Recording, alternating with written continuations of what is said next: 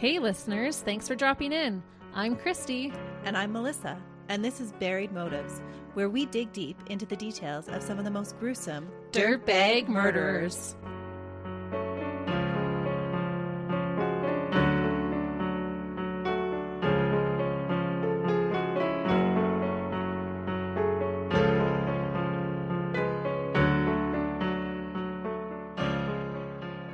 Hey listeners! Welcome back to Buried Motives. We're glad you're joining us for another week, and we really hope you checked out last week's episode with Kim Toller. How did you guys like that? Yeah, let us know under Dustin's case if you like the collaborations. That is definitely something that we can look at doing more of this year.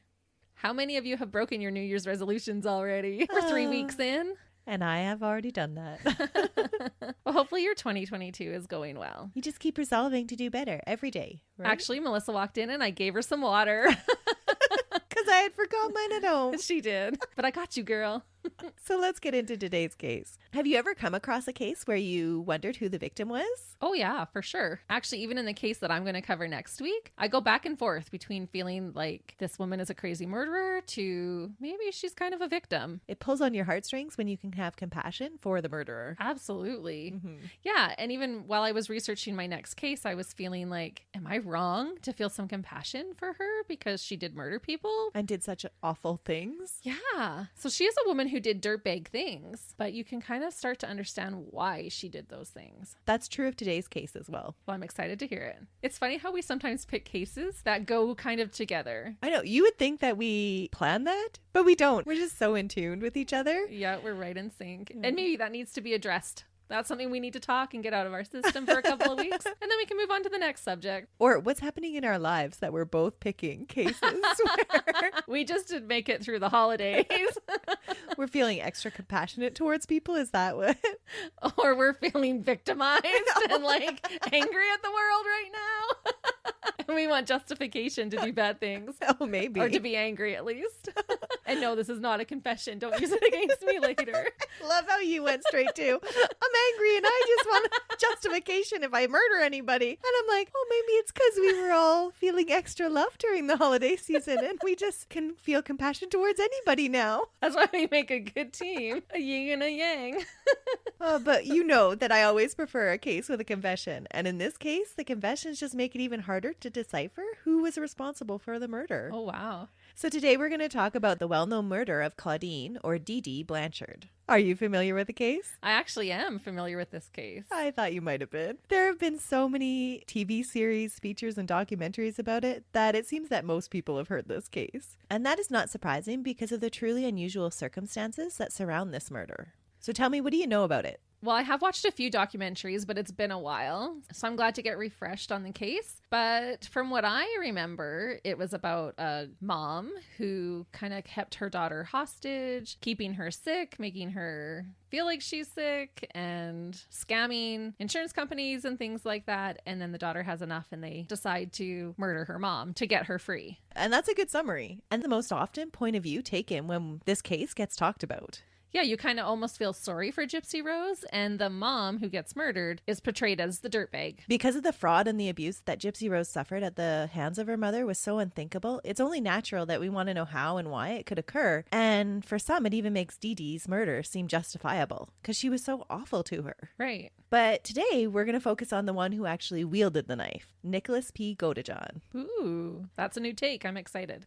I'm curious if you believe he is guilty or responsible for the murder, or if he was just another victim of these very bizarre collision of circumstances for these three individuals. Ooh. Nicholas P. Godejohn was born on May 20th, 1989 in Wisconsin in the United States. When he was little, it was noticed that there was something a little different about Nick and the way that he interacted with the world around him. He was diagnosed with autism at an early age and received special education throughout his school years. He had few friends and found social situations overwhelming. He described himself as being gullible, and it was recognized that relationships were very one-sided with Nick and that he was very stiff during interactions, which made him appear odd to others. Oh, that's a rough start. He had a low level of cognition and was considered to have a diminished capacity. Around the age of 14, Nick says that he began to notice something that he didn't recognize in his eye, a shadow that wanted him to know that it was there. Oh. His parents sought out help for him, and he was examined at the age of 15, and the therapist suggested that Nick had Asperger's, but didn't really go into any more of personality disorders. Oh, and is that a symptom of Asperger's? No, not at all. That's curious. And I think it's even more curious in light of his confession later on. Oh, okay. But all psychologists would kind of rule out that he had any kind of personality disorder, as his oddities were just due to his Asperger's. In 2009, this diagnosis was confirmed by a separate psychiatrist, and Nick was granted Social Security for it because of his limited ability for employment. So it was well documented that he had autism. Yeah, and it sounds like he was actually getting the help that could be provided for him. Yeah. In 2013, Nick pled no contest to disorderly conduct when he was caught watching porn and touching himself inappropriately at a McDonald's for over 7 hours. What? Yes. Oh, no. 7 hours in a 7 McDonald's hours. Yeah. where the kids are eating their little Happy Meals? Mm-hmm. Why'd they let it go on for 7 hours? I have no idea. And how does he have stamina for 7 hours? Apparently he has a lot of stamina because he talks about that later on. Oh, my Lanta. That's crazy. And what was he, a teenager at this time or? No, he's an adult. Ew, don't do that in a McDonald's, you guys. He's- Let the kids play on the playhouse and eat their Happy Meals in peace. I think this is just, yeah, he's a creepy guy, and I think it shows sex is a motivation for him, or that he has a... He has a high interest in sexual pleasure. Yeah, but it also shows that he just doesn't have an understanding of that wasn't appropriate, Right. right? He's in a Yeah. public place fondling himself. Ew. And a McDonald's. Like, it's not like the women's department at the Bay. You know? Like, it's McDonald's. Well, it has free Wi-Fi, right, at McDonald's? Oh, right, because he's watching porn. Yeah. Ew. When he Ew, was- Nicholas. Ew. When he was taken into custody, he was found to have a concealed small switchblade in his pocket. Maybe he was just playing with the knife. Yeah, that's what he was doing. No. But that's more why he was actually charged, was because he had this concealed weapon in his pocket. Can't bite my tongue on that one. Whether he was playing with his knife or his sword, he was charged for it. It was during this time period in his life that Nick was frequently in contact with his online girlfriend, Gypsy, a girl that he had met on an online Christian dating site in 2012. The two had hit it off right away and quickly became boyfriend and girlfriend in the online world. Huh. Gypsy was unlike anyone he had ever met. She reveals things about herself that makes Nicholas want to protect her, and with her, he explores his dark fantasies in an online environment of alter egos and role-playing videos that they share between the two of them. Right. But before we get too deep into the relationship between Nick and Gypsy, I think it's pivotal to this case to understand who Gypsy is and what her history was. And I think that's where most people know the story. Right. That's usually where podcasters or reporters start, is with Gypsy. Yeah. So Gypsy Rose Blanchard was born on July 27, 1991 to Clauddine and Rod Blanchard in Golden Meadow, Louisiana. Rod was 17 years of age when Clauddine, or Dee Dee, as she was later to be known, became pregnant. And shortly after the two were married, he realized that it was a big mistake to get married, and he left before Gypsy was born. Oh, wow. Dirtbag. He attempted to stay in the child's life and would provide child support payments, but his interactions with Gypsy were pretty limited, and the majority of Gypsy's care would fall on her mother. At the age of 3 months, Dee Dee would become convinced that Gypsy was sick. From that time forward, Dee Dee would claim that Gypsy would suffer from a wide range of diseases that she would insist to doctors that her daughter had, despite there not being any medical evidence of any of them. And these aren't little colds that Dee Dee's claiming that Gypsy has. She told Rod that Gypsy had leukemia and muscular dystrophy. Wow. And all of these things are things that you can prove with tests. For sure. But he obviously never went to the doctors and tried to get any information on his own. No, and Dee Dee was quite convincing. It wasn't just Rod that she pulled the wool over his eyes, but it was all these doctors as well. When doctors would start to ask questions and pry deeper into Gypsy's health, Dee Dee would change doctors or even clinics. She had training as a practical nurse and was very convincing when she presented her cases to other healthcare professionals. She was so convincing that Gypsy was operated on repeatedly because of Dee Dee's claims. What? Mm-hmm. A doctor would actually operate without making that diagnosis himself or herself? They would just kind of go off what Dee Dee was telling them. That's kind of unheard of, isn't it? Like, she must have been some convincing. So bizarre. That is bizarre. And she would change clinics a lot. And so if you remember, this is back in the early 90s. There wasn't the connection that we have today between different medical systems. Right, So they it's not just like couldn't- I can send my report over. Right. So bizarre, though, that she got away with this for so long. That is wild. So based on Dee Dee's claims of Gypsy's ailments, Gypsy actually had surgery done on her eyes, ears, and salivary glands. That's crazy. There was a lot of the things that she would claim were a result of Gypsy's muscular dystrophy, but she had biopsies done and all of them were negative. She never had muscular dystrophy. And when they went in to operate, wouldn't they have seen that there was nothing to fix? You would think so, but this Yeah. just kept happening over and over. The She's system just- failed. Yeah. Or she was just able to detect all the crackerjack doctors out there. Maybe. You would get good at finding the ones that you knew were going to believe you. Right. And just wanted the payday, maybe. So because she claimed that Gypsy had muscular dystrophy, she made Gypsy use only a walker until she was at the age of 7. And then when Gypsy was 7, she was in a minor motorcycle accident with her maternal grandfather. By Gypsy's account, she skinned her leg during this accident. Her mother rushed her to the hospital, and when they returned, Gypsy was in a wheelchair at the urging of the doctors, or so her mother told everyone else. And from that time forward, Gypsy would be confined to a wheelchair. That is so sad. Yeah. For a little scratch on her leg. Right from a very early age, Gypsy was made to believe that she was an invalid. I wonder if her mom enjoyed the attention that she got being a single mom with a sick child. I think that's exactly it. And we'll go into that. When Dee Dee needed proof of certain symptoms, she would fabricate them. She would convince doctors of the need to operate on Gypsy's salivary glands to control Gypsy's drooling by rubbing numbing cream all over Gypsy's mouth prior to doctors' visits. And so then when they went into the offices, Gypsy would be drooling because she couldn't control her mouth because it was frozen. Oh my goodness.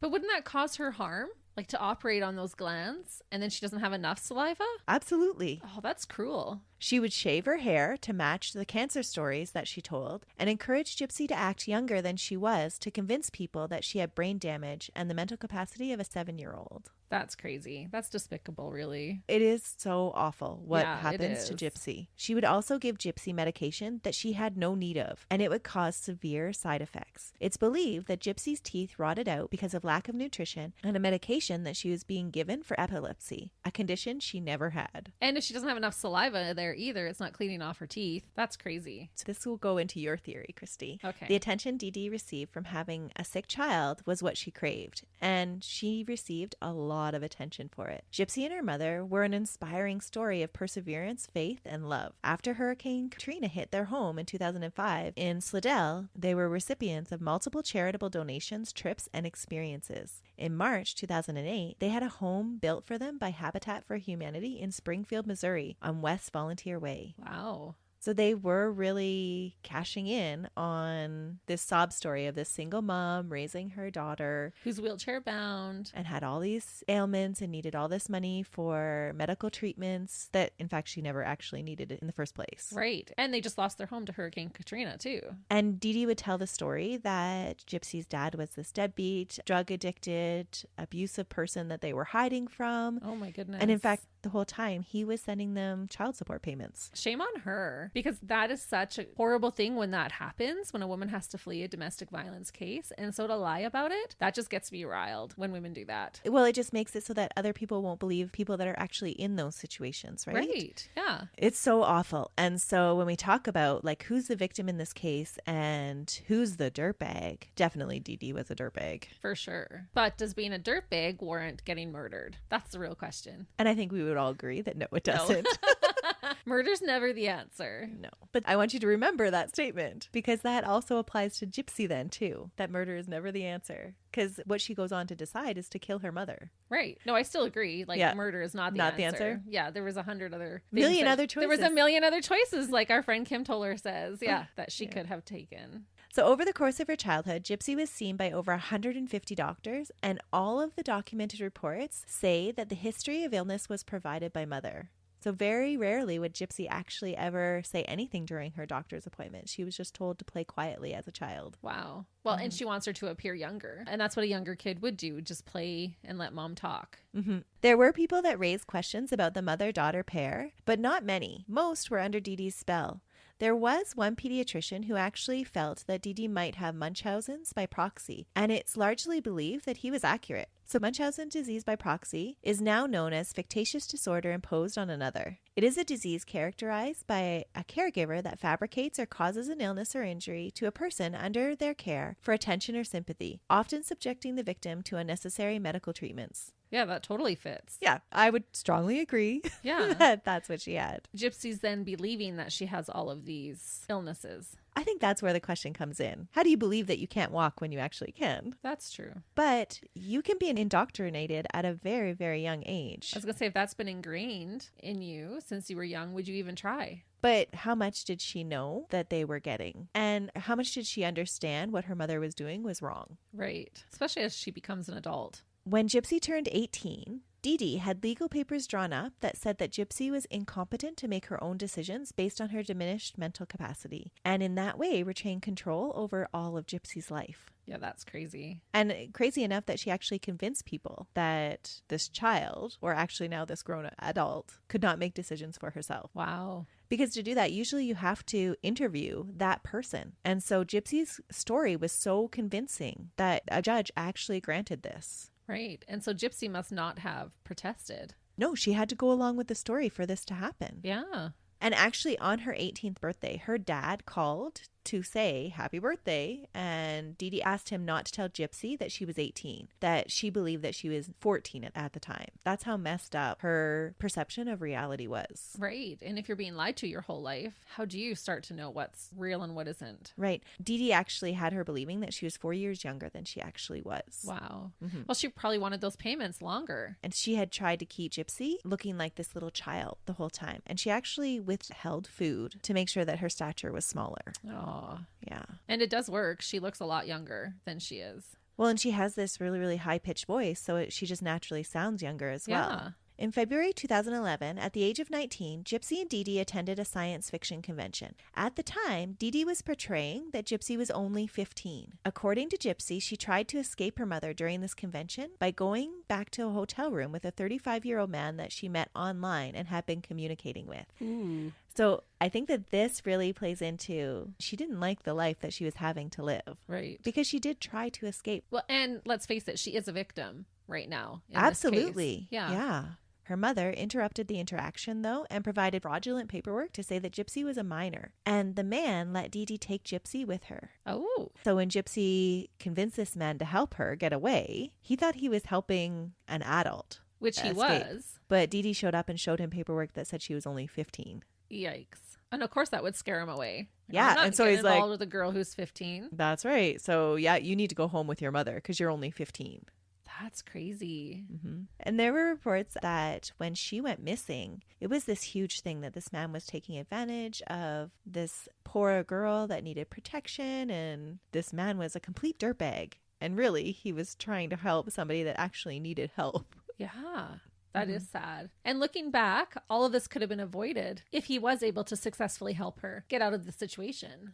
But I do find it interesting that they went back to his hotel room and... Yeah, but she was 19. I mean, yeah, it's creepy, but she's 19. But knowing what goes on later between her and Nick, I think it also tells you a little bit about Gypsy's personality. And maybe she isn't as innocent as everybody assumes she is. Right. Play the damsel in distress, which she kind of was, though. So even saying that, I don't know if I feel right saying that. But getting that attention from men, knowing how to get that help from them. It's crazy. And this is one of those cases that you're like, I don't want to victim blame. But at the same time, to understand what's actually going on in their minds is so difficult. Right. But I guess, like you said, the question is, how much did Gypsy know? Right. But if she's trying to get away. Doesn't that tell you, though, that she had some idea that this wasn't an okay lifestyle if she was trying to get away? Yeah, it does for sure. Yeah, there's a lot to consider with this one, right? There's so many different avenues. Yeah, because I feel like my middle daughter is 18. And if she wanted to leave, I could not stop her. I don't think I could hold her back.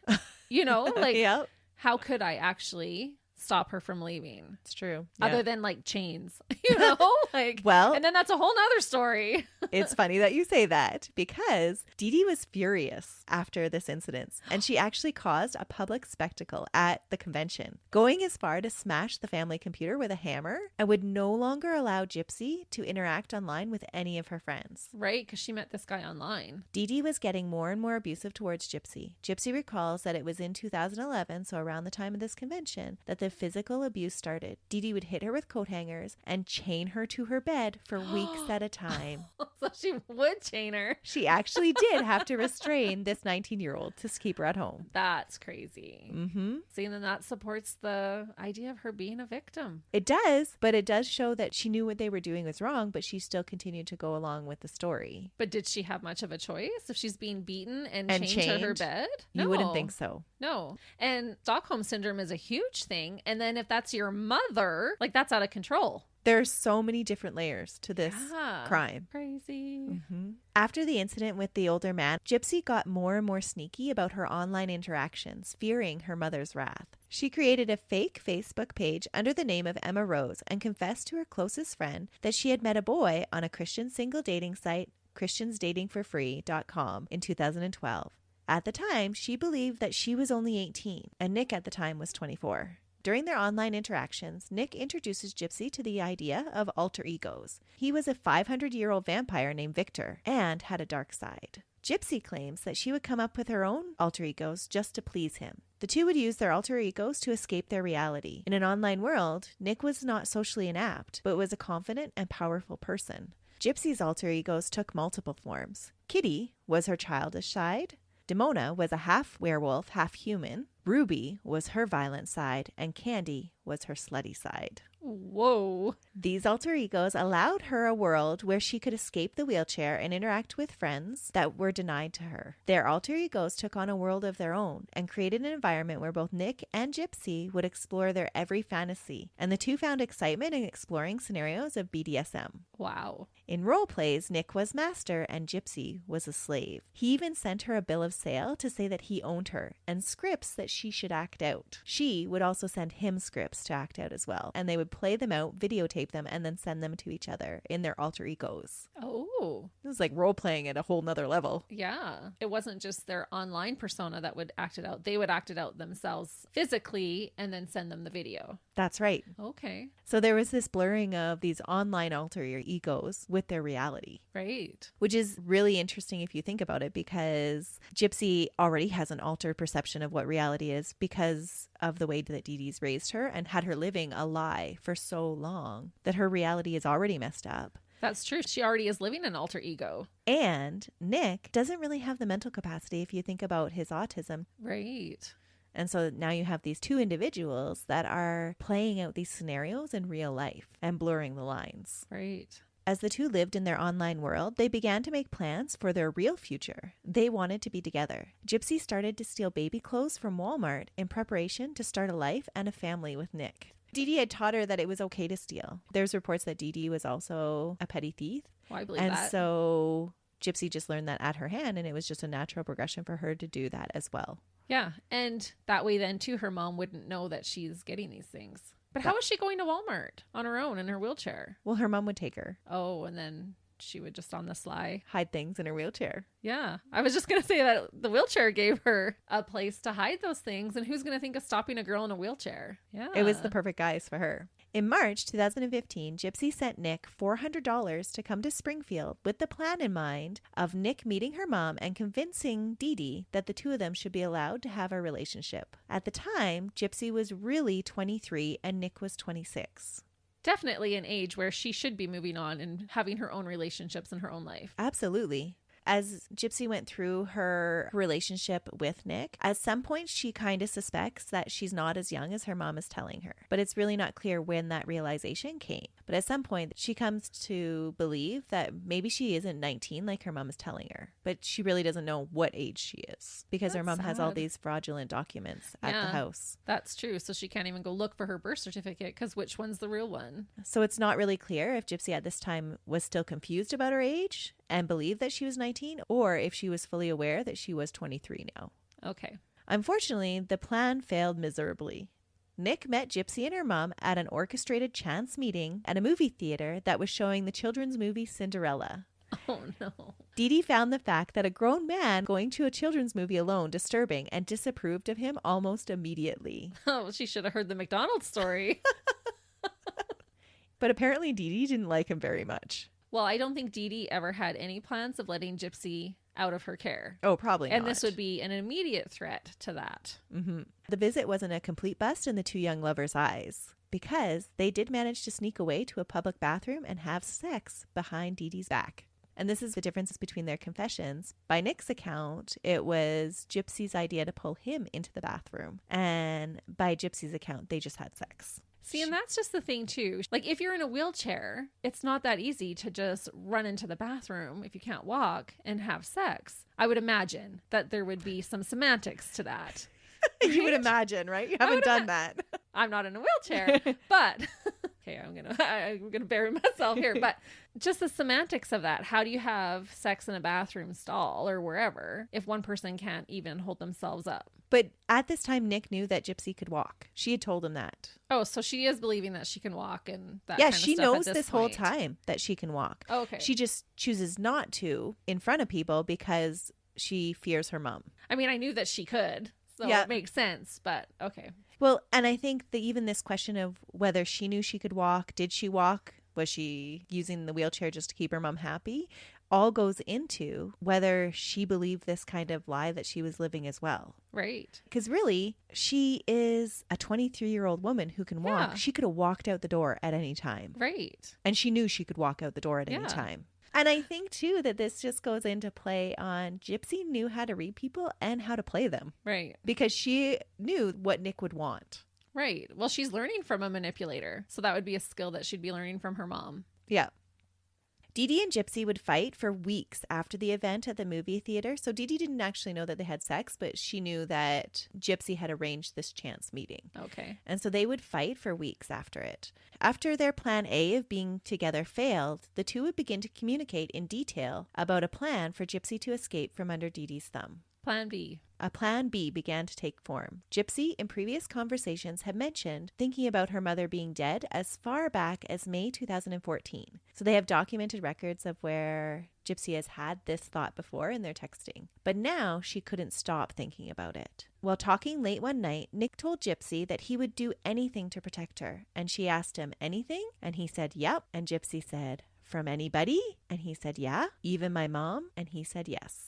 According to Gypsy, that's when this plan started to develop into a murder plot. After discussing alternatives, they decided that Dee Dee would have to die for them to be together. Yeah, you can see how this unfolded. She's kind of taking advantage of his willingness to do anything for her and not really knowing any better. Yeah, I don't think there's any question of him being taken advantage of, but did she knowingly take advantage of him? Like, was she purposely trying to manipulate him into being her knight in shining armor? Or was it that this is just how she was raised?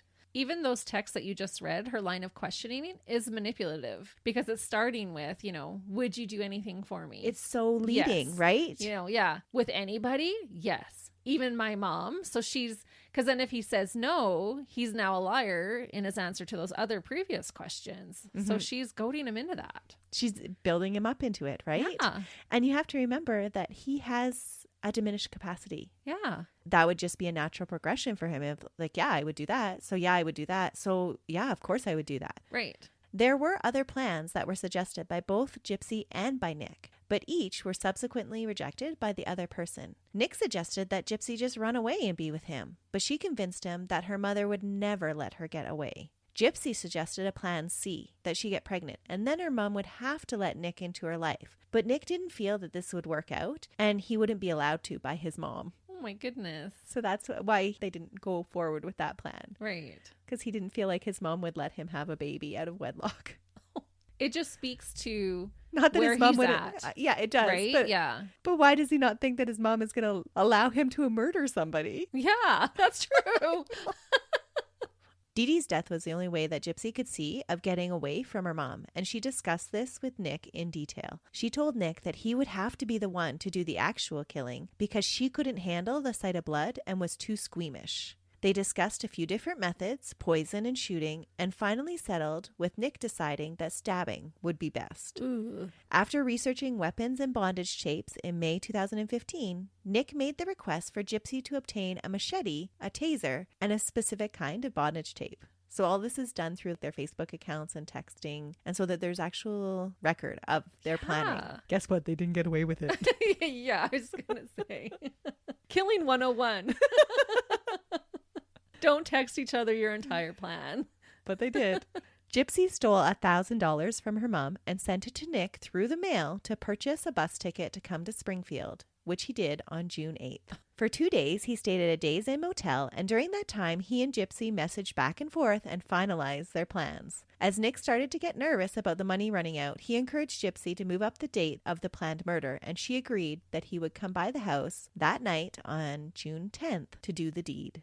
So after deciding that they would move up the date, they discussed what she would be wearing when he arrived, and she provided some encouraging words to him. Ooh. So there's this whole sexual undertone of their whole relationship, which I think goes back to him masturbating at a McDonald's. That was like a motivating factor for him. Yeah. Around 3 a.m. in the morning on June 10th, Nick came to Gypsy's house wearing a black spring jacket over a black clown t-shirt. No. Yep. Ooh. I thought that would creep you out. Ooh. He was also wearing black pants and white tennis shoes. If I ever get murdered by a guy wearing a clown t-shirt, I'm going to be mad. Christy does not do clowns. No. Gypsy met him at the door, handing him a black and red serrated fishing knife with a 6-inch blade that she had previously stolen from Walmart. She had thought the machete would be too difficult to steal, even in her wheelchair. Gypsy gave Nick gloves and had him put them on before handing him the knife. He immediately walked down the hall and paused briefly before entering Dee Dee's room to reflect while Gypsy hid in the bathroom. He entered the room while Gypsy's mother was asleep, crawled onto her frame and straddled her back, and began viciously stabbing her repeatedly, calling out, "You're dead to me. Stop resisting. You know you're dead. And don't get between me and Ruby." By him calling out Ruby's name, you see the blur of these online alter egos. Right. And she was behaving like Ruby that day, right? Because that's her violent one. That's her dark one. Wow. Mm-hmm. And Nick really did believe that they were just this love match. Yeah. Destined to be together because not only had Nick and Gypsy fallen in love, but Ruby and Victor had fallen in love. Right. During the first of the attack, Dee Dee called out for Gypsy. But as she suffered, more and more injuries were inflicted and she began to suffocate on her own blood. Oh, Her cries began to become just mumbles of pain and terror. that's terrible. Mm-hmm. What a horrifying way for her mom to be murdered. And no matter what she had done before, is that justification for this death? No, it's not. No, we joke Yeah. about it, but no, there is no justification for murder. No, not at all. You know, they could have just run off together. They could have done that. She could walk. She could have walked away. Yeah, even if she couldn't, they still could have run off together. They could have found a way to do that. They just needed to make a different plan. Yeah, Dee Dee did not have to be stabbed to death. No. But Gypsy had convinced Nick that that was the only way. Oh, for sure. And when you're playing in these alter egos that are both violent, Victor and Ruby, they were more than willing to go the violent way. And they probably felt a diminished responsibility because it was their alter ego. It's not just me, right? No, that's Victor. That's Ruby. That's exactly it. And that comes out in Nick's confession later on. Oh, does it? Mm-hmm. When Nick was convinced that Dee Dee was dead, he went to the bathroom door, knocked 3 times, and then scratched twice. This was a secret code the pair had agreed on beforehand. Nick was made to wait while Gypsy shaves her legs and her private parts. Ugh. She eventually opens the door. That's crazy. That's so bizarre. Like you've just heard your mother scream her last screams and die. Well, and remember that for when her confession comes out, because she says later on that she is just so distraught over her mom being killed, and that she right. wanted to get away, but she didn't think that Nick would go this far. And I'm like, wait a minute. Yeah. You sat and shaved your legs and got your nether regions all ready for sex afterwards, and baloney. Yeah. As Bianca Del Rio would say, baloney. She's my favorite drag queen. It just doesn't add up, right? No, it doesn't. Not at all. No, and then like if you've just murdered your mom, that's not normally a sexual arousing thing, right? Nope. So that shows to what state she's in too. So Nick actually had an explanation during his confession about why she would do these things, and it was because her mom never allowed her to do it. Well, yeah, mom's gone. Now I can have shave a my heyday. legs. Yeah. So she eventually opens the door, and after attempting to clean up, the two of them went to Gypsy's room where they removed all of her stuffed animals off the bed and had sex several times. Prior to leaving the house, Gypsy packs their bags, stole $4,000 from her mother's safe, and removed several of her pictures from the house so police would believe that she had disappeared, which I totally didn't understand this, but that was her reasoning for removing pictures of herself from the house. What do you mean she had disappeared? Like that she had run off or was kidnapped or what? She wanted to make the police believe that she had been taken or kidnapped. Yeah, but when you kidnap someone, you don't go around the house grabbing their pictures. You have the person. You can take your own pictures. Right. So again, where is her frame of mind? Is she actually thinking silly. right? Or does she have a childish frame of mind? Yeah. And did he shower first? Like you said, they cleaned up, but did he shower first? Because he would have been like covered in blood and stuff while they're No, he just took his having clothes this off. romp. Ugh. The investigating officer actually has did you still have blood on you when you had sex? It's like, no, I took off those clothes. But like, did you shower? No. There would still be blood splatter on you. Yep. Ugh. How disturbing that both of them recall that they had to remove her stuffed animals from her bed. But if it's the story, of course she would have stuffed animals on her bed. The two then called a cab and were dropped off at the Days Inn motel where Nick had been previously staying. The cab driver would later comment that neither looked upset and that Gypsy appeared to be the ringleader, making the decisions. When they arrived at the hotel, Gypsy sends Nick to secure the room for an additional night while she waits outside. And she says that she waits outside because she's afraid of being seen. So she knew enough not to be seen after the murder because she wanted to create this story that she had disappeared and been taken by whoever killed her mom. Right. Again, it speaks to that she knows enough that she's creating the story. Oh, yeah. And if she's hiding out and doing all these things, she totally knows. Mm-hmm. The two face a little bump in the escape plan when the returning bus to Wisconsin that Nick had already had a ticket for doesn't have enough room for Gypsy on it. So they have to change the ticket for one day later. So they had planned for her just to jump on the bus that day and go home with him, but there was no room for her on the bus. Oh, man. Could you imagine? You've just done this murder. You're going to go on the run. Sorry. There's no room for you on the bus. What? But even not having that forethought of, well, then we'll go somewhere else. Or booking 2 tickets. Yeah. Or like ahead of time. Well, he just probably got his return ticket. With his, yeah, right? We'll just get her ticket on the way. Because what are the chances, really, that it's sold out? But that's what happened. So they used this time to visit the post office and mail the murder weapon to Nick at his home address. Gypsy has insisted that this is because she was afraid of taking it in their luggage on the bus. And Nick had assumed that they would eventually dispose of it somewhere. So what did it matter if they mailed it to him later? They would just get rid of it when they got back to his place. So they mailed it to his house. Yeah, to his name. They also had to get some supplies for their extended stay. So they go to Walmart where, again, Gypsy waits outside because she doesn't want to be seen. That's crazy. Mm-hmm. But who's going to steal their food? I don't know. Nick doesn't have a wheelchair to hide it in, that's for sure. In the room, both Gypsy and Nick say that they shed tears over what they had just done. Nick said in a recent 2020 interview that I felt horrible about it. When me and her were in the hotel room, she just kept telling me, stop crying, there's no reason to cry. It was my idea, it wasn't yours. Gypsy comforted me about it. Oh, but that's easy for Gypsy to say because she hid in the bathroom. Like a little punk. Yeah. While her boyfriend murdered her mom. He's the one that got all bloody. He's the one that had to be there fighting her and stabbing her to death. And will have that vivid memory. Yeah. All the time. Forever. Yeah. That would be haunting. Mm-hmm. Not that her mother's screams probably wouldn't be haunting for her as well. But still, not to the same extent. Totally different level. Yeah.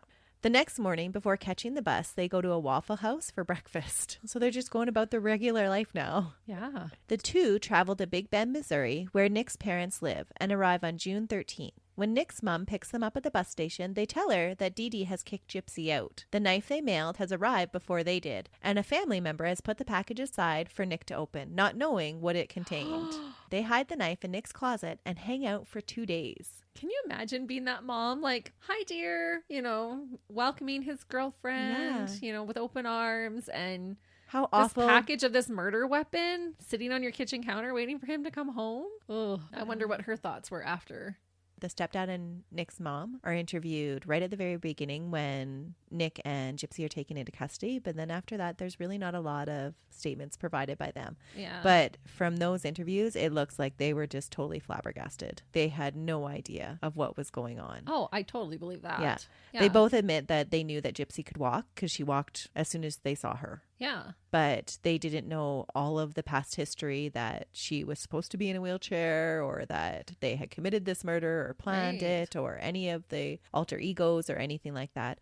So once they arrived to Nick's house, Gypsy felt the need to alert authorities to her mother's death. She did this using her mother's Facebook account. She posted a very disturbing message. Do you remember what the message was? No, I don't. That the biatch is dead. And wow. Yeah. And friends and followers on Dee Dee's page questioned this right away because this was so out of character for Dee Dee's language. A neighbor would break into the house and check on Dee Dee and Gypsy and find them both missing. And he called the police. So he just he didn't go into the bedrooms, but he did just a quick search and nope, they're not there. And what he found most disturbing and why he went to the police right away is because Gypsy's wheelchairs were all at the house. Yeah. And so where was she if she didn't have her wheelchair? And when they were first reported missing, there is this huge investigation about who has taken this wheelchair-bound, invalid little girl and murdered her mom. Yeah, because that is what it would look like. Police found Dee Dee's lifeless body on June 14th, and it's believed that whoever had killed her had abducted the poor, defenseless Gypsy. Many neighbors and friends feared for her safety, but it didn't take long for police to track down Nick and Gypsy. They had not been very effective at covering their trail, and the Facebook post had been traced to Nick's home in Big Bend, Wisconsin, using his IP address. Of course. So they knew exactly where to go. Yeah, and even if you have a missing person, you're going to look into their Facebook history, all their social media accounts, their messages, and they're going to see it all right there. That's right. When police surrounded the house with an armored vehicle and a canine unit, the two would-be lovers hid in the closet and jointly came up with a plan about what they would tell police. Nick's mom and stepfather were shocked by the revelation that the two were suspected of murder and couldn't believe that Nick was involved because they had never known him to be violent in the past. The two acted completely normal the whole time they were in their presence. But if you think that your alter ego has done this and then you switch back to your other ego, they hadn't done it, right? So maybe that's what allowed them to act normal, but I don't know how you can, though. After being taken into custody on June 15th and extradited back to Missouri, the two were separated and interviewed individually. The interrogation between the two suspects reveals different versions of how the events played out. And the tactics used by each of the different interrogating detectives were very clever and smart and are really well suited to extract a confession from each of the suspects. These confessions were done so well. It's really, really impressive what the police did. Oh, good. But it's during the confessions that you actually start to wonder, okay, who is actually in charge? Who was actually manipulated? Who actually has responsibility for this murder? Gypsy was interviewed on June 15th at 11 a.m. and the interview lasted until June 16th at 3 a.m. in the morning. Oh, wow. It was a long interview. There was a temporary trip to the hospital to have Gypsy medically cleared because all reports was that she was this invalid that hadn't been taking her medication. Right. All of it was left behind in the big cupboard that Dee Dee had for her. Their medicine cabinet was actually a closet, not a over the sink medicine cabinet, but an actual full closet. I believe it. Yeah. If you have all those pretend ailments, you're going to need a lot of medication. But everybody was super worried about Gypsy, and so they actually took her to the hospital to have her medically cleared. Yeah, to clear their butts too. They would have to do that to make sure. Gypsy is interviewed in an interrogation room, and I put big air quotes around that because it has a couch and a club chair, and there's even this childish fish pillow on the couch. She's offered blankets and encouraged to just relax and rest. While she's waiting in the room by herself, she occupies herself with playing with the fish pillow like a child, and it's really hard to discern if this is just part of an act or if she's completely immature at this point. Well, she probably is immature. After just planning her mother's murder, it's really hard to believe, though, that she can be that childish, where she's actually role-playing with a fish pillow. Yeah. It's that so is bizarre.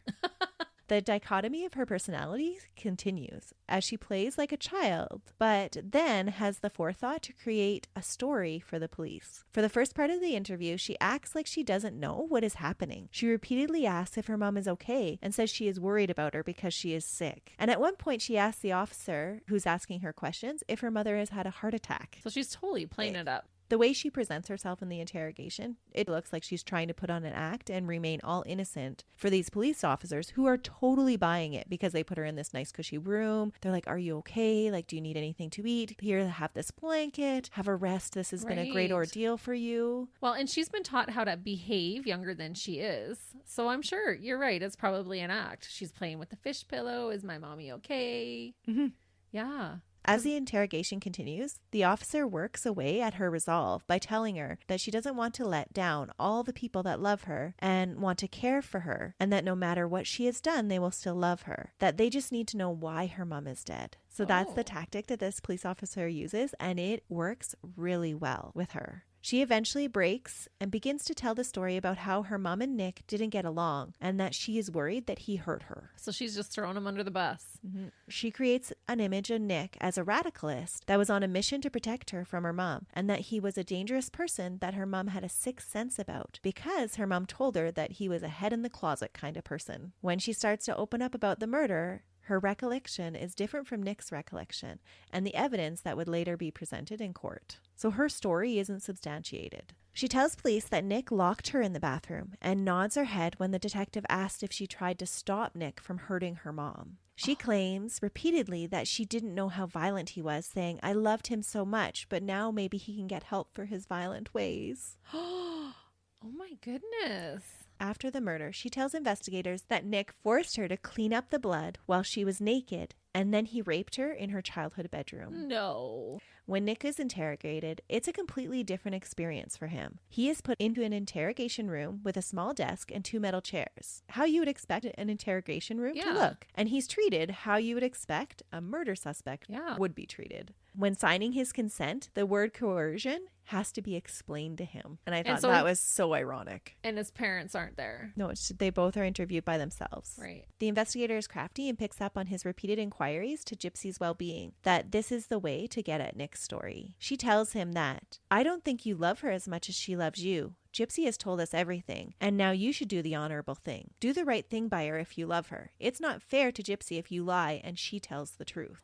And little does he know that Gypsy's actually throwing him under the bus. That's right. And at this time, it could be totally plausible that the police believe that Gypsy is telling the truth and it is Nick that's lying. Because at this time, they don't know that her illnesses are all made up. Yeah. And so maybe they really were trying to say like, okay, just come clean. You know, she's already told us the truth. Now you need to tell us the truth. Right. So after this lecture, Nick almost immediately starts spilling the story about how and why he murdered Dee Dee. And if he's been told that Gypsy's told the truth, he's just going to tell the truth. He's not going to go with this story that she fabricated because he doesn't even know what it is. No. And I don't think that he has the mental capacity to actually have that forethought to come up with a story to protect himself. Well, maybe though. I mean, he can come up with alter egos and storylines that way. Yeah, that's true. Between his declarations of love for Gypsy and saying that he worships her and that he would do anything for her, he tells the investigators that he stabbed her mom at her request and that he made more holes so that she would die faster. He remembered stabbing her at least 4 times really deep and slit the back of her neck. But in actuality, she was stabbed over 17 times. Oh. During the attack, he cut his right hand in the frenzy and he expresses remorse, but says that he is happy that Gypsy is free from her mom's abuse and that he truly believes that this was the only way to get her free of her. Because Gypsy convinced him that it was. Yeah, that's the story she told him. Nick says that his alter ego, his dark side Victor, is the one that is responsible for the murder and that it wasn't his good side. He talks about having a good angel and a devil on his shoulder talking to him throughout the process. Nick says that he used to take medication that he believed were for the voices that he heard in his head. But the investigator kind of determines that he was never officially diagnosed with any personality disorders. And that fact is confirmed by multiple psychiatrists later on. Okay.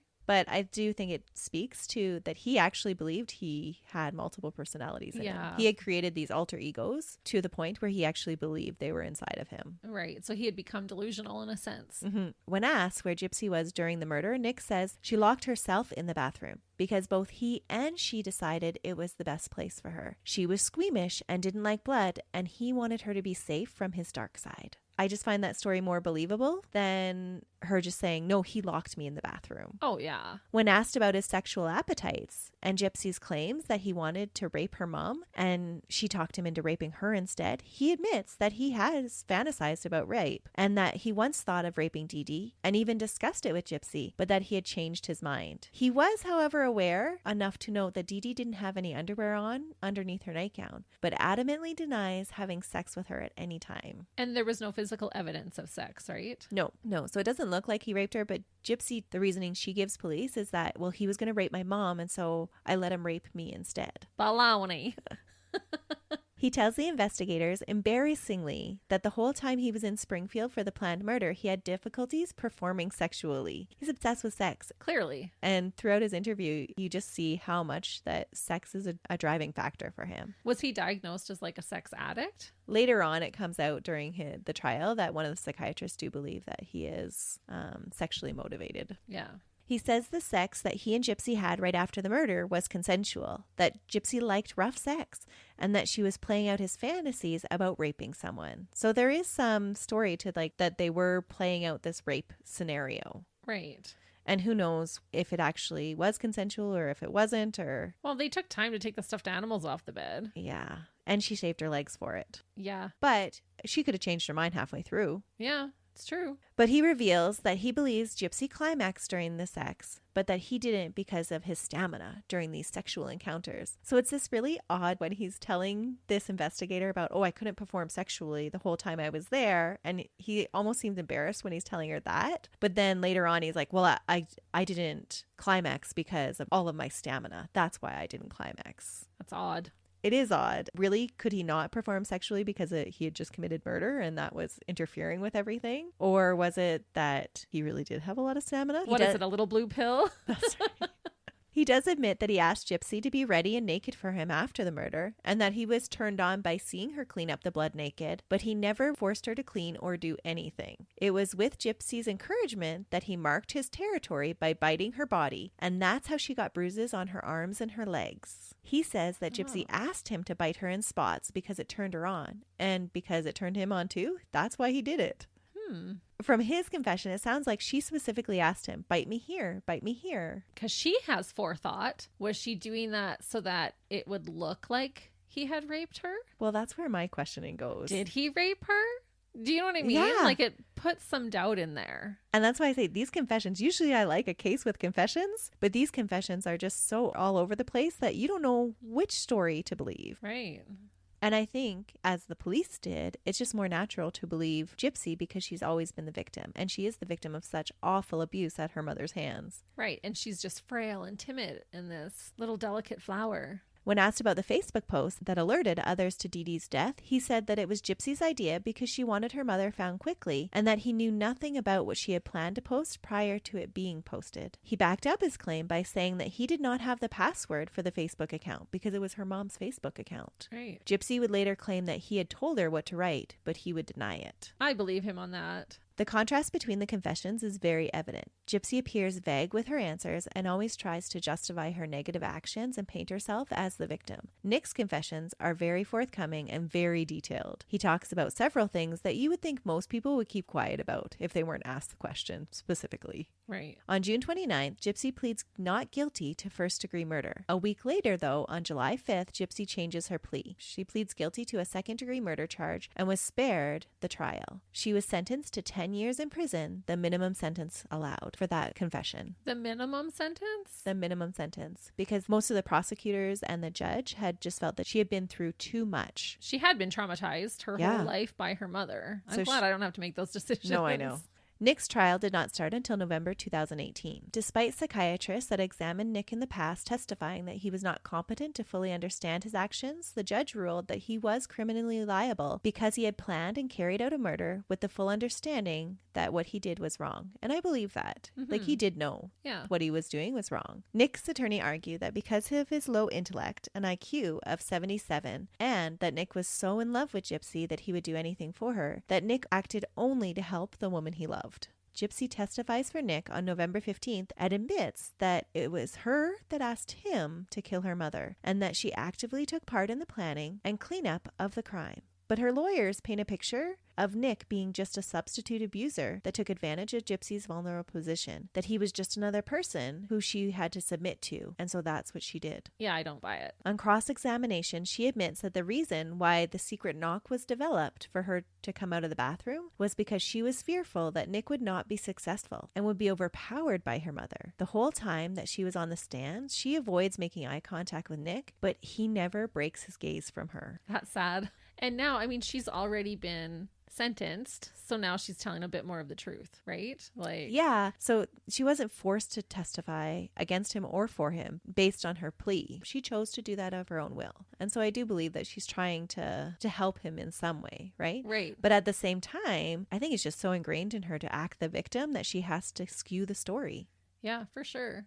But it is interesting that she got sentenced, like tried and sentenced first, because if her trial was still coming, she probably would have testified against him. Oh, probably. Yeah, that was smart how they orchestrated even that. She needed to be tried first, or she would have kept throwing him under the bus. Yeah. During his trial, text messages between Nick and Gypsy reveal that the two discussed sex, the murder weapon, and Dee Dee's sleeping habits in the week prior to the murder. Nick reassures Gypsy that he will not fail, saying, "Honey, I've got you. I'm ruthless, and my hatred of her will force her to die. It's my evil side doing it. He won't mess up because he enjoys killing." Nick is found guilty of first-degree murder after only 2 hours of deliberation. And on February 22nd, 2019, Nicholas P. Godejohn was sentenced to life in prison without the possibility of parole and a concurrent 25-year life sentence on the charge of armed criminal action. Wow. So he gets the maximum. Yeah. And I just find this murder is so tragic on so many different levels. From the abuse that Gypsy suffered at the hands of her mother, which could be a whole episode in and of itself. Oh, for sure. To the questions about who was the mastermind and who, if anyone, was taken advantage of.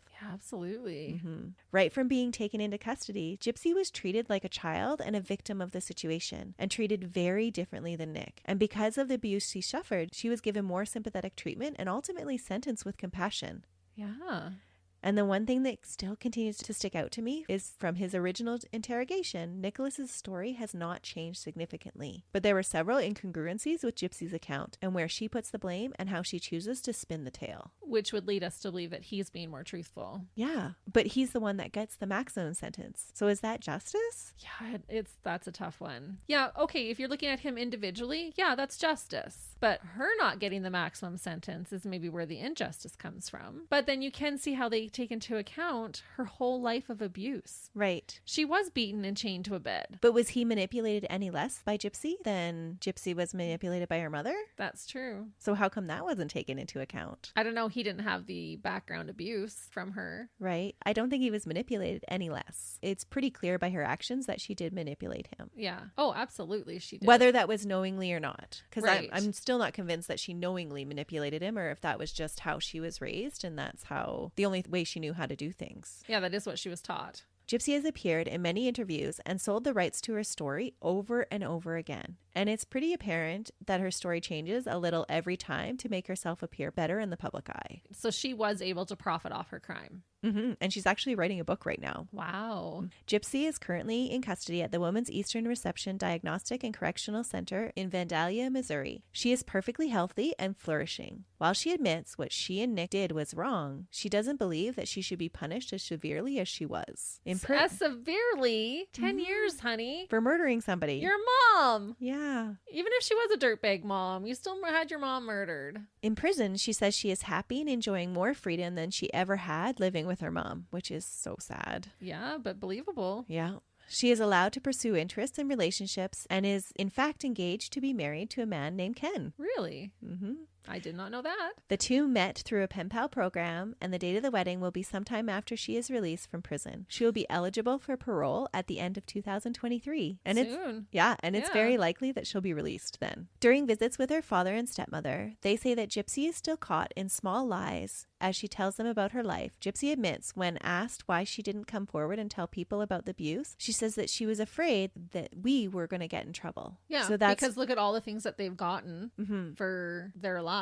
Yeah, I can see that, really. Gypsy said the line between right and wrong was kind of blurred because that's the way I was taught. I just grew up that way. Yeah. Of Nick, she says, he was very much like my mother in certain ways. Both of them were very controlling. And I feel like I was trained my whole life to do what I was told. I feel like he wanted that for a girlfriend. And so that's why she did all those things with him. It's not because she wanted to, but she was fulfilling a role for him. So it's hard to say if that's actually... It is hard to say. She had all these alter egos. Maybe that was one of them. Yeah. It does make me question if the way she was raised and the skills she learned at her mother's hands have been used to her advantage, though. And if it was done with intention or not. Her past and her mannerisms and the appearance of being a victim earned her a minimum sentence for her plea. And all would probably agree that that is justice because of what she suffered. But doesn't that make you question if everyone has bought into her act and forget that she actually orchestrated the murder of her mother when she was perfectly capable of coming up with an alternative plan? Oh, for sure.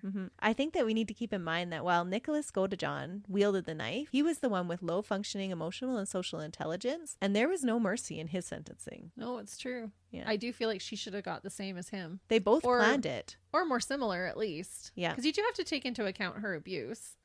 But there were other options. There were ways for her to get away. And with Nicholas, she had a venue to get away. Yeah. He could have just picked her up in the night. She could have snuck out, taken her back to his parents, told them the whole story. They could have helped her get some help. There was definitely easier and better choices to be made. Absolutely. Mm-hmm. But they chose instead to go with these alter egos that then they just kept pursuing more and more violent ways. Yeah, they just got wrapped up in that. And so why is she not as responsible just because she was abused in her past? Right. Of making good choices. Right. And how much of our past can we use as an excuse? And by all accounts, then, if she should be given a lighter sentence because of that, he should have been given a lighter sentence because of his deficits. Yeah, I agree. In a rare interview after his conviction, Nick says that he won't judge Gypsy for telling stories, that he still loves her but is no longer in love with her. He defends her by saying that she was brought up to play the victim and to lie, so that's what she's continuing to do. He regrets killing her mother, but is still happy that Gypsy is out of the abusive relationship. He says that he regrets exploring the darker side with Gypsy, and ultimately, because of how far I went, I feel like she's betrayed me and I feel like she's abandoned me. Yeah, she has. She, right from the start, was throwing him under the bus. And she's going off to get married, and here he committed murder for her because he loved her so much.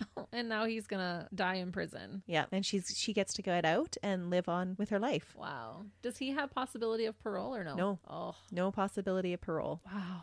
And that is the perplexing case of Nicholas Godejohn, who murdered the mother of a woman he loved to free her from a lifetime abuse. Dirtbag or no? I don't know. They're all dirtbags in their sense because of what they all did. That's a tough one. That's a crazy case. And it was nice to hear more of Nicholas's side of the story. I think that it's important to tell that side of the story. And I think when you watch all the documentaries, you forget they're written from Gypsy's perspective with her rights to the story. Right. So it's her story. And his story really hasn't been told a lot. When you go back and actually watch those confession tapes, it's very evident, at least to me, he's just as gullible as she was. Oh, absolutely. Yeah, if not more so. Yeah, he is definitely, I mean, he's the murderer, but he's also a victim. Well, thanks for giving me a little bit more insight on the murder of Dee Blanchard. It's always fun to look at an old case through a different perspective. It's true. And check us out next week when Christy has another case. Definitely. There's a lot of dirtbags in the next case. Well, I'm excited to hear it next week. Well, that's it for us this week. We hope you guys have a wonderful week coming ahead, and we will be back. See ya. Bye.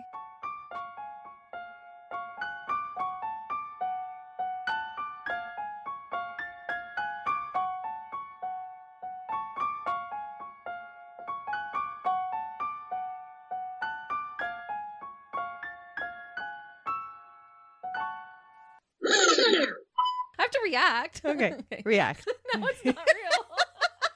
Truly unusual circumstances where we are going to dig deep into the circumstances. I do declare. Stupid run-on sentences. You can do it, and as soon as you do it, a truck is going to go by. That's right. Or a train. Zooey ma. But really, how can you blame him? Who doesn't? Come on, Christy. I'm feeding you lines, and you're supposed to give me the concealed good material. Hey, I'll I just said take that. your words. No, I sound like the smart one and not you. You're like, it's a podcast, Christy. You can't just shake your head. Yeah. You have to speak You have words. to say something. I'm like, was that your phone buzzing? is that not yours? Nope, not mine. Mine's on silent. Ah.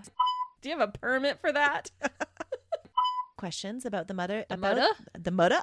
The mother? Hello, mother. Hello, father. Here I am at Camp Granada.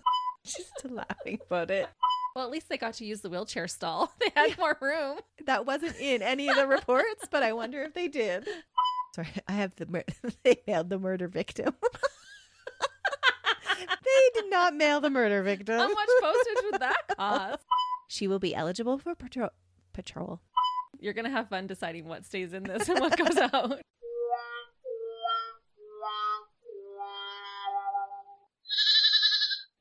Another Sound Off Media Company podcast.